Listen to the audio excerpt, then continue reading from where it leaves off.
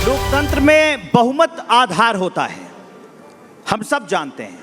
लेकिन बात जब सामान्य बहुमत से आगे निकल जाती है, बात जब 2/3 बहुमत की चली आती है और जब इसकी राजनीतिक परिचर्चा हमारे बीच में शुरू हो जाती है, तब इसको ऐसे मंचों से डिस्कस करने की ज़रूरत शुरू होती है।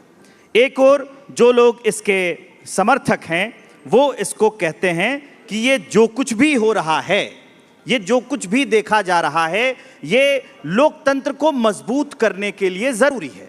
लेकिन जो इसके आलोचक हैं वो ये कहते हैं कि नहीं, ये ताकत का, ये लोकतंत्र का विकेंद्रीकरण है, ऐसा होना ठीक नहीं है। समर्थक कहते हैं कि 2/3 बहुमत रहेगा तो हम और मजबूती से अपने सरकार को चला पाएंगे, जो योजनाएं हैं उनको लागू कर पाएंगे। लेकिन वही आलोचक इसके अगेंस्ट जाते हैं। इसी पर चर्चा करेंगे। सबसे पहले तो आप सभी का स्वागत है। और मैं चाहूँगा कि हमेशा ये आरोप लगते रहते हैं कि विपक्ष के लोगों को पहले नहीं बोलने दिया जाता है, तो मैं चाहूँगा कि आप दोनों रुकिए, पहले इनसे शुरुआत कर लेते हैं कि ये ताकत मजबूत करने की कोशिश है या विकेंद्रीकरण है? पहले इनसे पूछो 2/3 नंबर आएगा कैसे। आप आज इनसे ही शुरू करो। आप पूछो सत्ता पक्ष से कि 2/3 जो बात कर रहे हैं वो आएगा कैसे। इनके पास तो आंकड़े हैं नहीं।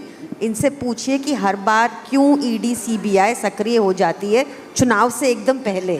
इनसे पूछिए अभी तक मोहन यादव जो इनके सीएम हैं, वहाँ पर अभी तक कोई सीबीआई ईडी क्यों नहीं पहुँची, क्योंकि उन्होंने अपने और अपने परिवार के नाम पे 146 करोड़ ज़मीन खरीद, 146 एकड़ ज़मीन खरीद ली और वहाँ पे इंडस्ट्रियल प्लॉट्स लगा दिए। इनसे पूछिए ईडी सीबीआई कहाँ है, चंदा चोरी हो गई इतनी बड़ी। इनसे पूछिए ईडी सीबीआई कहाँ है जब ये हमारी प्री 2023 गाड़ियों में मिलावटी तेल डालकर हमारी गाड़ियाँ खराब कर रहे हैं। तो ईडी सीबीआई कहाँ है, कौन इस सबसे पैसा बना रहा है, इनसे ये पूछिए पहले, उसके बाद हमसे जवाब लीजिए। आपसे तो हम जवाब लेंगे, ये ईडी सीबीआई का भी जवाब लेंगे। जो आपने 2/3 की बात कही वो मैं आंकड़े गिना देता हूं तो और पता चल जाएगा। 360 से 361 के आसपास के आंकड़े चाहिए। बीजेपी के पास अभी लगभग 354 आ गए हैं। कैसे 240 उनकी हैं, आप आंकड़े समझाइए। अब मैं आपको गिना देता हूँ। जैसे अभी जो पश्चिम बंगाल में जो लोग आ गए हैं करीब 20, समर्थन तो दे ही देंगे ना, ये बात आप मानते हैं? तो ये बता रहे हैं मुझे कि आज बीजेपी का सबसे बड़ा अलायंस पार्टनर टीडीपी से बड़ा, टीडी के पास 16 है, राइट? टीडीपी से भी बड़ा अलायंस पार्टनर आज बीजेपी के पास वेस्ट बंगाल में वो 20 लोग जो टूट के पार्क होके एनसीपीआई में बैठे हैं, जिस पार्टी ने आज तक एक बार चुनाव लड़ा है, बताएंगे कि वो आंकड़ा जुटा पाए, समथिंग वोट्स बताएंगे कि वो आंकड़ा जुटा पाएंगे। सडनली 20 सांसद आ जाते हैं। इसके कानून पे तो मैं बाद में आऊंगी कि अगर ये ऐसा कर भी लेते हैं तो गलत क्यों है। आप आंकड़ा नहीं जुटा पाएंगे शिवम, चैलेंज करिए। आंकड़ा बताइए कहां से आएगा? 240 आपके, बाकी बताइए पहले। देखिए, मैं सबसे पहले तो एक चीज कहना चाहता हूं कि एक व्यक्ति की आम परेशानी तो होती है कि जिसको जिस चीज से सबसे ज्यादा दर्द होता है वो अक्सर उसी की बात ज्यादा करता है। आम आदमी पार्टी वाले बेचारे ईडी सीबीआई और तमाम चीजों से प्रताड़ित अपने आप को कहते हैं, वो बड़े रहे हैं, तो शुरुआत ही उससे कि 2/3 भी भूल गए।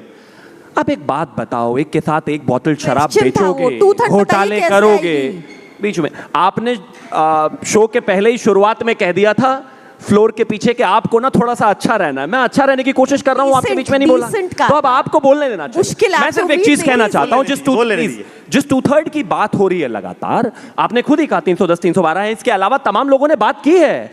मुद्दा विशेष को लेकर हर एक पार्टी ने अपना अपना समर्थन एक्सटेंड करने की बात करी है।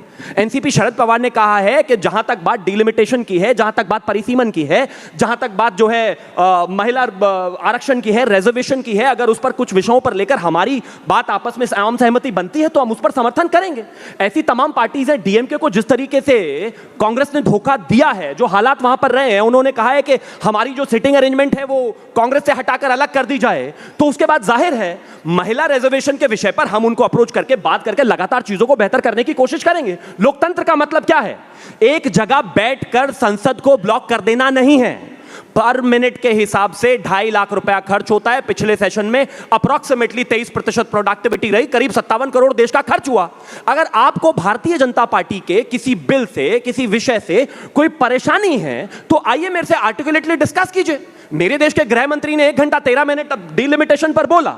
आपको कोई दिक्कत होगी, आप मुझसे बात करिए, और अगर आप इस बात पर सहमत हैं तो जाहिर है आगे बढ़िए। मुझे ऐसा लगता है और भारतीय जनता पार्टी ऐसा मानती है कि जब भी आप लोकतंत्र में हैं, आपको कहीं ना कहीं कॉमन मिनिमम कंसेंसस पर आना ही होगा, और अंततः सबसे बेहतर तरीका यही है, चाहे वो देश के हितों के बिल हो, चाहे वो महिलाओं के हितों के बिल हो, चाहे वो डिलिमिटेशन का विषय हो, ऐसे सभी विषयों पर सरकार से बात करके चीजों को बेहतर करके संसद को सुचारू रूप से चलाइए, यही काम है। लेकिन अगर आपको सिर्फ लड़ाई करनी है, सिर्फ आपको जो है टेबल पर चढ़ना है, सिर्फ महिला मार्शलों के साथ मारपीट करनी है, सिर्फ गुंडागर्दी करनी है, तो माफ कीजिए, फिर तो मैं यही कहूंगा कि आप चाहते नहीं कि संसद चले। अरुण भारती